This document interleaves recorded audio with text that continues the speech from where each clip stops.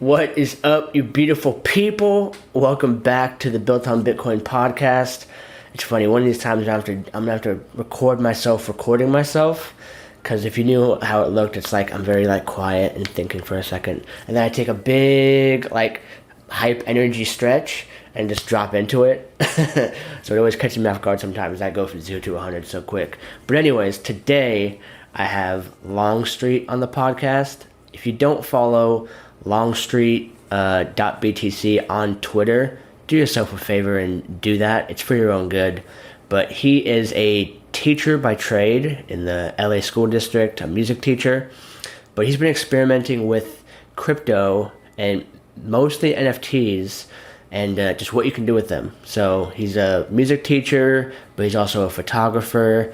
And so he's released a few collections, trying different ways to kind of monetize it, build a community, build up hype in this kind of era where people want profile pictures and they want utility, or the new thing is token gating. I want a membership pass. It's like a key. He's experimenting in different ways of how do you mint a collection just on the intrinsic value. So playing with that, and with his music background, if you've played Project Indigo at all of that kind of atmospheric wasteland of music, that's Longstreet. So cool guy. And this conversation was pretty interesting because we talked about crypto for probably less than half the conversation. So if you're looking for just that, maybe switch to a different episode. But if you've been here long enough, you know that my premise in all these conversations is not just to explore what's so interesting about stacks, but the person who's building something cool is always as interesting as the thing being built. That's my premise. So you'll usually see me do a 50-50 split between, deep diving on what makes them tick, but also what made you want to build that thing and what are you guys building. So we nerd out quite a bit about teaching and inspiration and how to unlock your creative side. Is everyone a creative? We kind of play with that question a little bit. I think so. I think everyone is creative, and if you say you're not, you're just putting a self-limiting belief on yourself, and you're being too hard on yourself. Everything we do is creative. So yeah, great conversation. It ends in a pretty funny way. So yeah, highly recommend. And let's just jump into it with this conversation with Longstreet.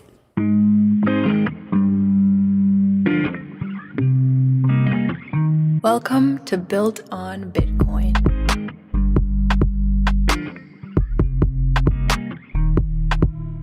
We'll just jump in. Longstreet, how you doing, my man? I'm great. There's one thing that I forgot. I brought my special Mr. Rogers sweater for the session. My man. No one rocks it better than Longstreet. There we go. Now the vibe is complete. Dude, I'm underdressed for the occasion. Well, man, you've been busy and active around the Stacks community. Most people, if they're active, know some of the stuff you're doing, but for those that don't, maybe just a quick little background of who Longstreet is. Yeah. So where should I start? I just jumped in on the Stacks community after I heard Patrick Stanley's interview about Citycoins on the Anthony Pompliano podcast. So that was my introduction. I was really intrigued by it. So I was researching how to do the mining on it. In the midst of all of that, I had a baby, so I wasn't able to follow through and do the mining, but the research got me there, got me introduced to Stacks. And then I started to see some of the NFTs developing on it, on Byzantium and then are on Stacks. And I thought, this is a pretty cool space. Started becoming more active on Twitter and just engaging more in the community and learning more about the various projects. And I saw every day there was something new developing, and it felt like a really exciting space. So I thought that kind of got my creative juices flowing. And I've been sitting on a collection of photography for a long time. I have been living in Venice for the past 6-7 years, just taking pictures. And I hadn't really done anything with them other than post them on Instagram. And I thought, maybe there's something here, so I'll give it a go. So I got a collection of images together around October, but it wasn't until January when I was able to roll those out. But ever since January, like there's been a lot of action happening. At the same time, I released Proof of Swing on Byzantium, and that just coincided the same week. So I released Proof of Swing and Venice Visuals in the same week on Art on Stacks and on Byzantium, which I felt pretty proud of, to be like multi-platform, right? To be releasing on several different websites at once. Yeah, and then from there, like things just started snowballing. You're like the fourth or fifth person I've heard in like my everyday life that their first kind of touch point with crypto is city coins. And particularly like they'll hear some podcasts, whether it's mine or the Pompiano one. And there's something about that bridge between something relatable like a city that they can kind of understand and grasp, and crypto where they keep hearing about it, but they're not sure like how to approach it. They're kind of intimidating, where it becomes like that first little pebble that they're like, they pick it up and they start to examine it. Right. Yeah. For the year prior, I had been like diving deep into Bitcoin, almost coming from it from a Bitcoin maximalist perspective. So I was listening to a lot of podcasts and like doing just a ton of research and getting really excited because I think Bitcoin is incredible, So I definitely came to the space from that perspective. And then I realized, there's something special about Stacks, how it's building on top of Bitcoin. And so, yeah, that was it. So coming from the Bitcoin maxi, like getting as much research as I could, listening to podcasts all the time, and then hearing this opportunity for city coins. And I think a lot of people feel this, where they feel like they missed out on something or they're late. So I was feeling that, having gone into Bitcoin. Well, I think I got it like in 2017 when it was high at its height, and then it got decimated and fell off my radar. I thought, I'm just not going to touch it. And then I think it went up like $2,000 above where we purchased it. My wife and I were like, made $2,000. Let's sell the Bitcoin. So we all make our mistakes, right? Yeah. So anyway, I was like kind of hungry for researching and finding the next thing that I could try to be early on. And city coins felt like that. It still feels like that. So that was the impetus for me to start researching and getting into the space. And I'm still super pumped about city coins and city packs and what that can mean, particularly for education, which is something I'm passionate about. 100%. And let's zoom out for a second too, because we're already deep into crypto talk now, and there's a ton to cover here. But the thing that put you on my radar is you reached out to me initially and was like, hey, I think I posted something about NFT projects. I was going to do like a Twitter Spaces or something. And I was like, who should I have on, whatever. And you hit me in my DM and someone was like, hey, I'm releasing this like photography collection. I'd like to come on the pod or something and like talk about it. And at the time I was like, I realized that you have to be cautious of shill before something is shipped, especially with like when you have a brand like mine. So I've been cautious with that. So I was watching it. I saw Longstreet, I'm aware of what you're doing. I think you posted a snippet. So I was like, oh, it's pretty damn good. And then like a week later, there was a Twitter Spaces with Munib and like the whole gang, and they're like vibing at night. And I'm like, okay. I'm just listening, and you pop up. And like, I was curious. I was like, what's he going to do? Is he going to show his thing in front of the crowd and just kind of like take his shot and then dip out? But you didn't. It was like you mentioned it slyly, but really you just kind of like were passionate about Stacks and about experimentation and about, saying that you're a teacher and like some of your background. And so I was like, oh, this guy's, you could tell in the way that he's responding and like how he's using this opportunity that there's something authentic about Longstreet. So I was immediately more intrigued. I'd love to touch on that teacher aspect because, it's interesting that you're doing that while still experimenting with crypto and just keeping yourself curious. But broad question, what makes a good teacher in your perspective? Yeah, it's hard to answer succinctly. But before I give my thoughts, could you tell me a little bit about like a teacher that had a big impact on you, and what about them makes them your favorite teacher? Yeah, it's a good question. I think the teachers that have stood out in my mind, they make you, first of all, it's emotional. You feel their presence in a sense. And typically you feel, it's like a combination of, you could feel their passion and it radiates in the way that they're up on stage with 20, 25 students. But also they make you realize like they see potential in you that you don't see in yourself sometimes. So it's that combination that's felt, and that makes you want to learn because you gravitate towards their passion, and that kind of makes you want to do it too. So that's the biggest piece. And then I have been thinking about how, because I try and be a teacher for crypto myself, and I'm not sure, there's like a weird dance between, you can tell when there's a bad teacher because they're like nervous to get certain questions, because you expose their flaws, and that they're standing in front of an audience and they're being exposed in some sense, like imposter syndrome or something. A good teacher either knows their topic really, really well and they can dance with it, or they're like, I don't know, let's find out. And so I've been very curious about that kind of like depth of knowledge thing, where it's like a good teacher doesn't have to be an expert, but he has to be curious when probed.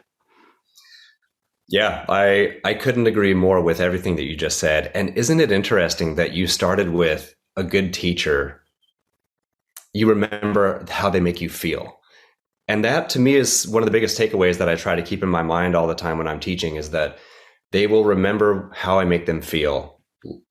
And to a lesser extent, they'll remember like what I'm trying to teach them. Less of the content, more of how they feel in my class. So yeah, a good teacher, like you said, helps. Well, we also learn from the known to the unknown, right? It's hard to connect new information because we always have to scaffold and build upon a foundation. So a good teacher is able to assess where a student is and then build upon what they already know, what their prior knowledge is, and connect with them in a way that's authentic and to make them feel inspired. And I like the other thing that you touched upon was helping them see a path forward that they might not be able to identify, like seeing a unique skill or talent that a student has. A great teacher can help like push a student down a path that they don't even know exists. But a teacher, can help them identify that and push them down the path. Some of my favorite teachers have pushed me, uncomfortably so, down a path that I was not like confident going down. And now I'm looking back with gratitude saying, thank you for pushing me. It was hard at first, but I'm better off for it. And you saw that in me. So thank you. Yeah. It's like that. It's like a tough love thing. Like, I know you could do more. So I'm going to push this a little bit.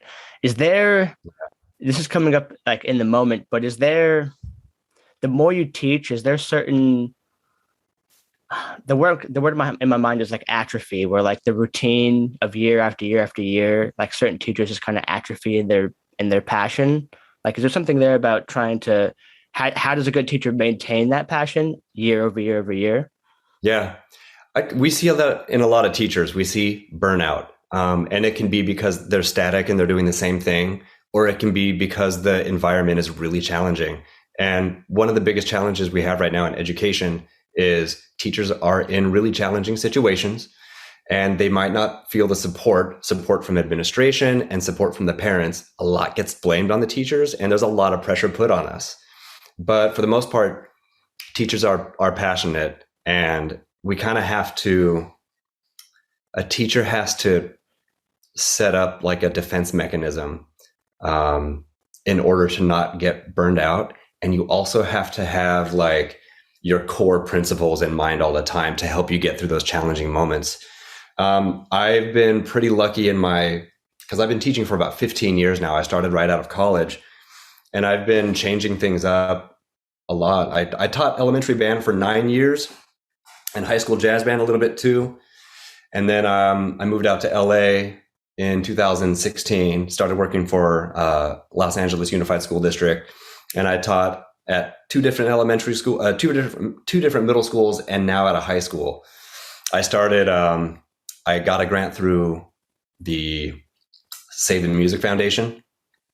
And that was amazing because I started a program from scratch. And then I went to another middle school and started a music program there, like the Johnny Appleseed of music programs, right? So like hopping around and starting music programs and then passing it off to someone else.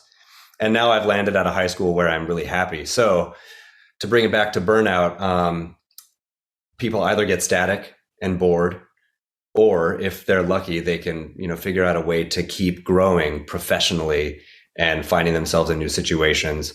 So I've just been always like changing my situation and surroundings and having to adapt. And adaptation is what makes us human. So yeah, the burnout thing is real. It's tough. We need those summer vacations. We need to be able to unplug, because juggling like the emotional needs of so many kids it's hard. It really is hard.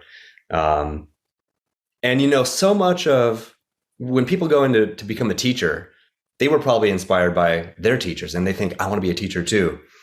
And you spend so much time studying content and like being a master at your craft, which you have to have, that's the foundation of a great teacher. You have to be an expert in your field. So you spend so much time developing this, and then you go into teaching and you realize, like, I'm not spending a lot of time teaching content. I'm spending a lot of time like managing emotions and managing my classroom. And it's tough. It's tough. But a great teacher, it just takes time. First 5 years are so hard. But if we can attract and retain great teachers, I mean, we're going to be in a good place in education. 100%. It's an exciting space. There's a lot happening, a lot of development here. So that was a lot of rambling and ranting. Thanks for following. No, this is the Built on Bitcoin podcast, but I love nerding out about all these little different nuances. I find them fascinating. So thanks for going down the teacher rabbit hole a little bit. Before we switch back to crypto stuff, you did kind of talk about this, a lot of like stuff in the works. And it seems like teaching is one of those things where everyone universally knows that it's important. Like you're teaching literally the future generations, and how you teach them gives them a good foundation, but they're almost universally also underpaid and overstressed. For like public school systems, do you think that something like a merit-based system would be good? Does that make sense? A merit-based, like meaning like you might have like a base that someone would make, so you can like live, whatever. I'm not sure what you guys make. Let's say it's 50, 60K a year. So like comfortable-ish. Mm-hmm. And then there's incentives on top that people can agree upon, that if you do, test scores seem tricky because you can game it, but you find some good incentives where it's like, if you do these things right, whether it's like, incentives are the tricky part, but yeah, somewhere where like, if you do X amount of things right, then you get some other monetary or other incentives to then retain good teachers. Absolutely. So there are already some programs that are working really well. And you're right to point out that it's hard to incentivize and connect pay to test scores. That's challenging. But here's my experience. So I have a California teaching credential, but I also got an extra teaching credential called National Board Certification. And to do that, we do get a pay increase if we get this extra certification. And I think, paying teachers to continue to grow professionally in their field, I think that's an easy win. So there's a pay incentive to become a national board certified teacher.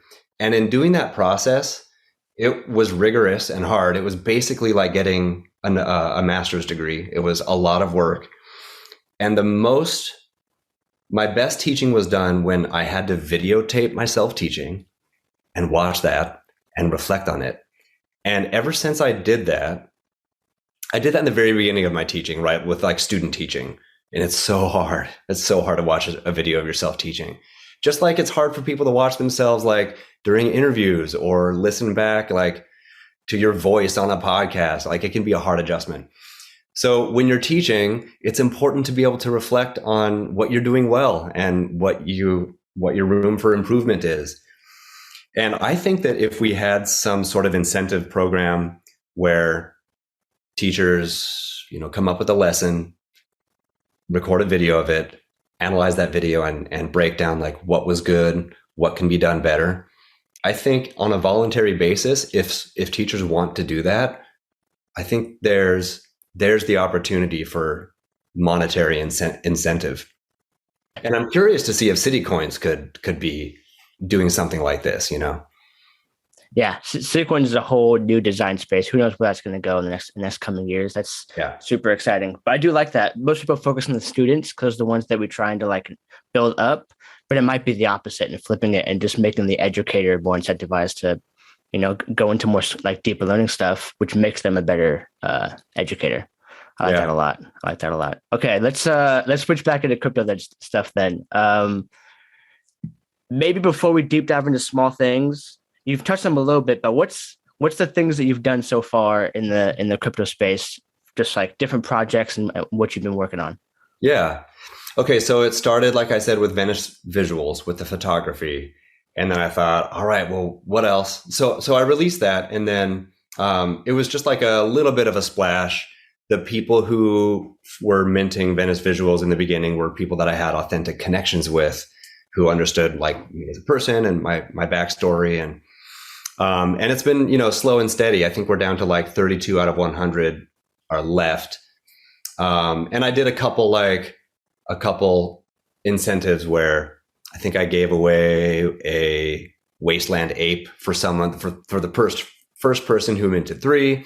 Right now I've got a mint 1, get 1 free. So I've got a little grid on my Instagram, on my Twitter of 15 images. And so the next 15 people who mint Venice Visuals will also be able to choose one, which is kind of cool because it's a random mint, but then, so you'll get one randomly, but then you can also choose your favorite image from the collection that I've made available. So kind of a slow and steady wins the race approach with the Venice Visuals, with the photography. After that, I thought, well, let's try to get some music mixed in here. So I wrote a song called Proof of Swing, which is like a play on proof of transfer and proof of work and all that. And I auctioned that off with Byzantium. And a guy named Arle Abreu was the top bidder. And he was super excited to get it. So that was exciting to see. And then I started thinking like, okay, I need to know more about what's possible in crypto, what's possible on these platforms, what's possible with proof of transfer and stacks. And so I started thinking like, okay, how can we engage musically? And I had some ideas that I did little sketches of. I'm going to be a little cryptic about it because I still want to do this idea. So, but it hasn't happened yet. So I approached some different communities with this musical idea that I had. And even though we didn't like progress with this one specific idea, Project Indigo said, hey, that's a cool idea. Maybe let's do that later. But right now, could you do music for our first chapter? And I thought, that sounds exciting. I had no idea, what Project Indigo was all about other than looking at the profile pictures. So then I just kind of started creating music that I felt was a post-apocalyptic and wastelandish. And it was really helpful that Vandal sent me like temp music, video game music from Fallout 2 and from Diablo. And he said, this is the vibe I like. So I kind of took that and ran with it. And so that was my start with music for Project Indigo. Now we've released 2 chapters. The next chapter, chapter 3, what I'm thinking is, so chapter 1 minted out. I had 150 copies of it. It minted out in like 6 hours. I just couldn't believe it. So that was really great to see the positive feedback from the community. The gameplay, the music fit nicely in the gameplay. So chapter 1 minted out really fast. Chapter 2, I thought maybe I should make less copies available, but I still did 150, and it's like at 47 minted of 150 now. So that's like slower. So now I'm thinking like, what can we do going forward? So I think right now what the plan is, the music for chapter 3 will be automatically airdropped to anyone who holds chapter 2. And there will be a limited number of chapter 3 available that can be purchased with Tox, the in-game token. Maybe. So Vandal and I are talking about the logistics of that.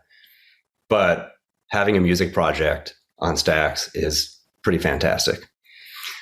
So yeah that's, and then, okay, so that's the music, but then there's also Proof of Play, which is 11 NFTs that I made, which is basically just like a Zoom lesson with me.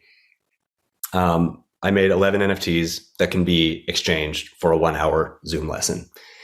And it minted out. I think it took a couple of weeks to mint out. Like at first people were really excited. But last week I finally had my first 2 sessions with people. And it was so cool. So, in crypto, we have all of these like anonymous connections with people, or connections with people who have profile pictures, not real pictures of themselves. So to make that next step of like interfacing with someone else face to face or through Zoom, it was a cool next step development as far as like my relationships with people in the crypto community. So I had a couple lessons with some people who purchased the proof of play NFT. So that was a super exciting development too. That's, dude, like, I'm not even sure what to ask next. I gotta pause for a second. But you've done like 4 completely different things. Like you have your photography stuff, and then you have like a live coaching session attached to it, which is a whole different thing. And then you said a musical, which is still under wraps, but we'll see that in the future maybe. And then doing the music for Indigo, which if people haven't played it, it's like a text-based story, interactive game that, you have these characters, you're following a storyline, and while it's all going on, there's professional voice acting and Longstreet's music playing in the background. And yeah, you do just catch a vibe while you're doing it. But I was just sitting there like, I don't want to push continue yet. I'm gonna keep rocking to this song for a little bit. Yeah. So ton of stuff going on. I guess I am curious. You posted something on Twitter recently talking about NFTs don't need utility, which is kind of an evolution we're seeing currently, where it's going from like profile pictures, which is kind of like, this is me online, verifiable. Like I'm a cool cat, or I'm a wastelander, or whatever it is, and that's moving to what can my NFT do, and that's kind of where the market's becoming, it seems like. And then early stages, it seems like the next step is membership NFTs. Like everything is going to be token gated. So you're part of the club, you have the profile picture, it does this, and you get access to this VIP area. But you kind of flipped it, and you were just like, it doesn't need to be any of that. There's a white space on the opposite, where it just, you appreciate the art because the art is beautiful. I'd love to you just expand on that a little bit. I thought it was interesting. Yep. Well, I also think it's important the reason I have like so many different projects, because I got my wheels turning on like, okay, how many different things can we do with an NFT? So yes, photography, yes, music, yes, like music lessons. Okay, I'm sure. So I'm just like trying to think about all the different utility functions. But then I ended up circling back to, but also maybe some NFTs can have like no functionality, like the use case is it's a beautiful piece of art that you like putting on your wall, and it has intrinsic value to you. So I'd say, more accurately, not all NFTs need to have functionality. And so something that we see, I'm passionate about stacks. I'm not quite a stacks maxi, but it's my favorite like community and group of people. There's amazing stuff happening here, amazing development, cool projects, and obviously we need to attract more people in here. So one thing that we do see in other chains like Tezos, Solana, is photography communities. And in those communities, like what you're buying is just the one of one art, proof that you own that art, you want to hold it, you like it. Maybe it will go up in value as like maybe you have faith in a photographer and their work, and you might sell it somewhere down the road for a profit because the monetary value of their work has gone up. But I would love to see more collectors coming into the space that are buying NFTs just for the intrinsic value of it. Because right now it seems like all the other projects, everything weighs heavily on like what's the extrinsic value? What can I do with it? What's the functionality of the NFT? So I think it's all important, and I'm hoping that we can bring more collectors into the space that are attracted to NFTs for their intrinsic value alone.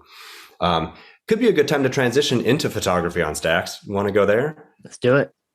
All right. So are you aware of Levi of All Nations Media? No. Okay. So he's another photographer. And he did something really cool. So he started a Discord, and then he kind of crowdsourced. He said, I'm going to Alaska for an assignment. So he's a super legit photographer. He's an adventurer. He's been doing this his whole life. He just like flies around. He'll buy a one-way ticket somewhere, stay there for a chunk of time, take pictures. And then he got connected with like professional magazines. So legit photographer. And then he started exploring. So he knew the Byzantine guys through a family friend or something. He released something on Byzantine. It didn't really go anywhere. Then he realized I need to build community. So he started a Discord called Of All Nations Media. And he said, I'm going to Alaska. What do you guys want to see? And someone said, I want to see the Northern Lights. So he's just started collecting all these ideas, and we kind of tracked him along his adventure, and he would share pictures of what he was doing that day.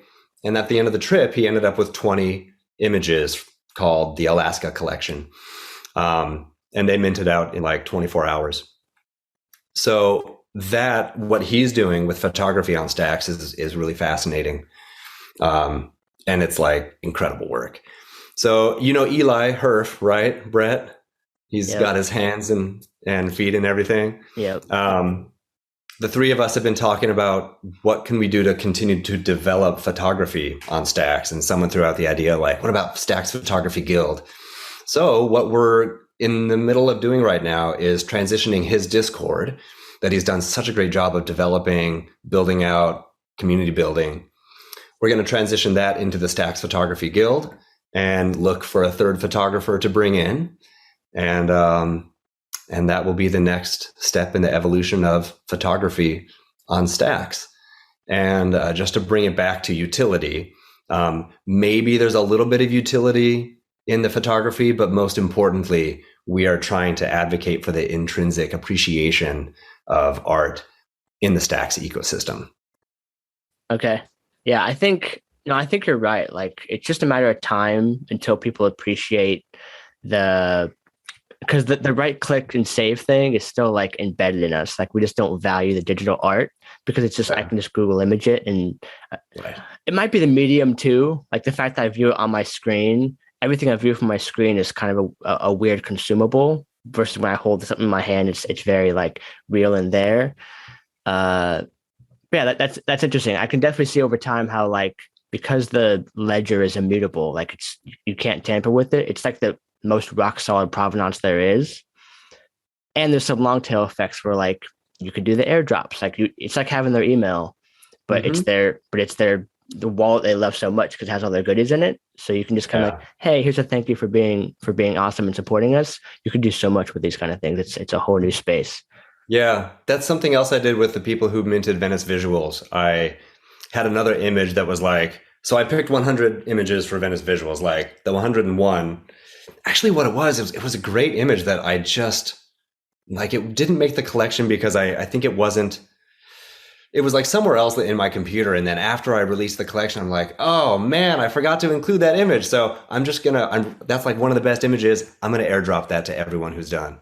So I airdropped it to like 12 people, the first 12 who minted Venice Visuals. And then I also did another airdrop called Descanso Gardens, light blur, motion blur, which is one of my favorite photography techniques. If you just like move your camera quickly and you have a slow shutter, it'll make what's called a motion blur.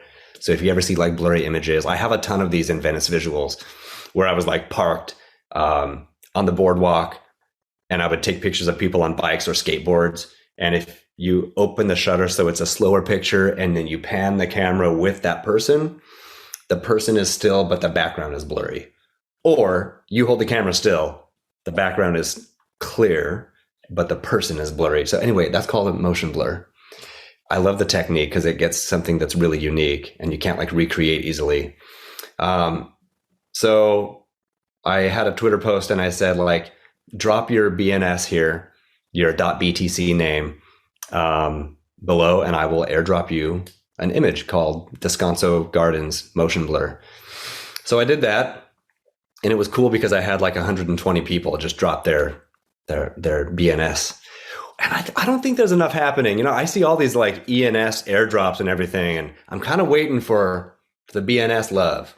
Yeah, so I right. just wanted to like engage in that way, right? So that was a cool thing. I have 2 images that are in the same vibe from that same Descanso Gardens trip. And I'm going to do an auction after we build out the Stacks Photography Guild Discord. And after Levi does his auction, because he has a really cool Northern Lights GIF that he's going to be auctioning off. After that happens, I'm going to do an auction for Descanso Motion Blur 2 called The Forest of Light. That'll be a 1 of 1. I'll do an auction for that as well. So there's always things being rolled out. Always experimenting. I love it. Okay. Yeah. I got one last question, and then we can close this out. But a lot of what we talked about here is just the value of creativity. And I've been a creative. I shoot music videos on the side. This podcast is somewhat of a creative endeavor. Even the questions I ask is like, it's not robotic every time. I got to tailor it to the person. But I'm always kind of like disheartened when certain people say they're not creative. And I don't accept that answer. I think that everyone is creative.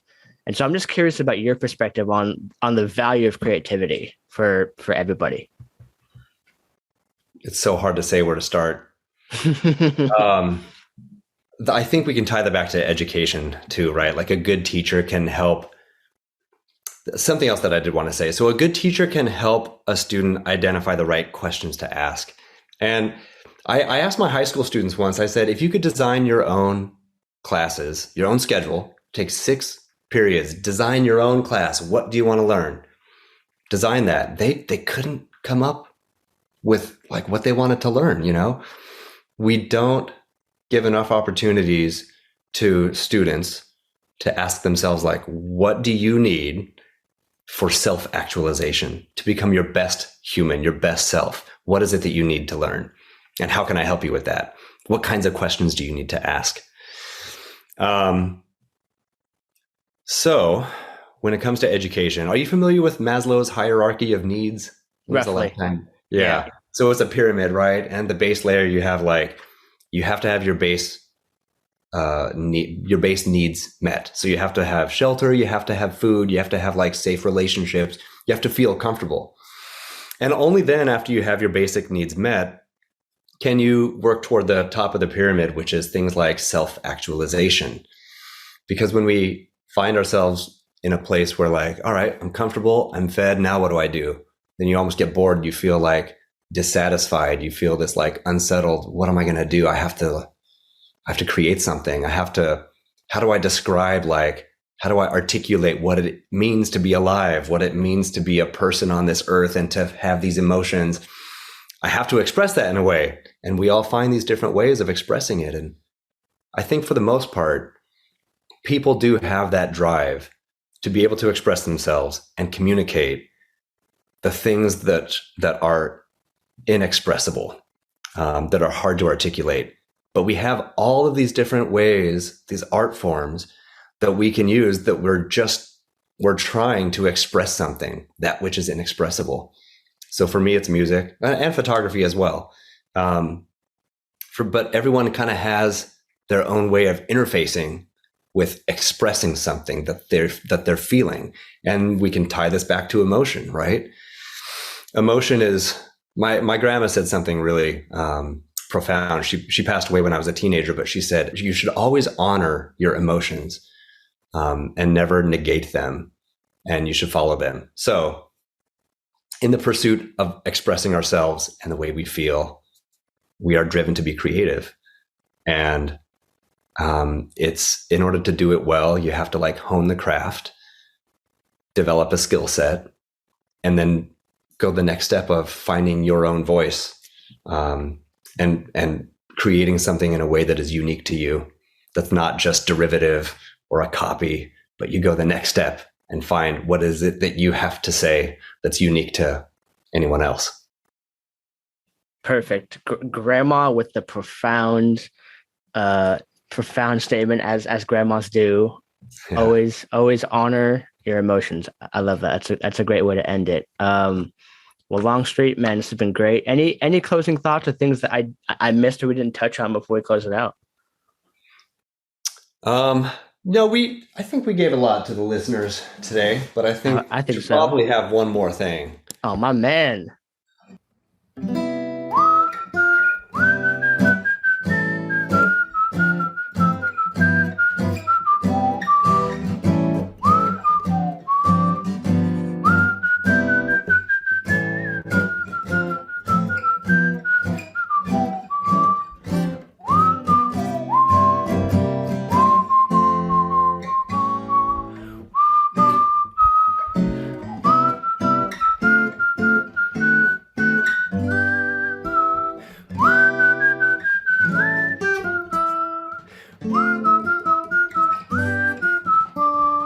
Would you be mine? Could you be mine? Won't you be my Stacks neighbor? Won't you be? Won't you be? Please won't you be my Stacks neighbor?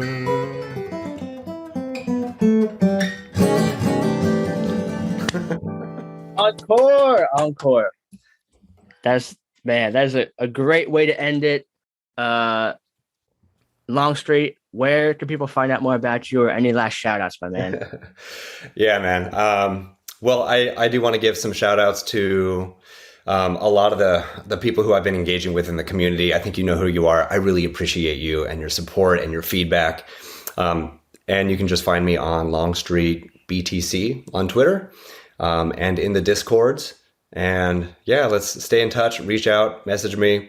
If you have any ideas on how we can attract more people into the Stacks ecosystem, I'm all ears, and that's my mission too. So I know we're all aligned in the same mission, going for the same outcome here. So I appreciate everything that you're doing, Jake.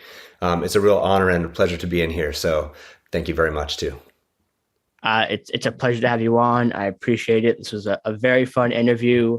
I would love to see some video NFTs maybe of what you just played or something. But yeah, man, I appreciate you. So thanks for coming on, and take care. All right. Thank you, Jake.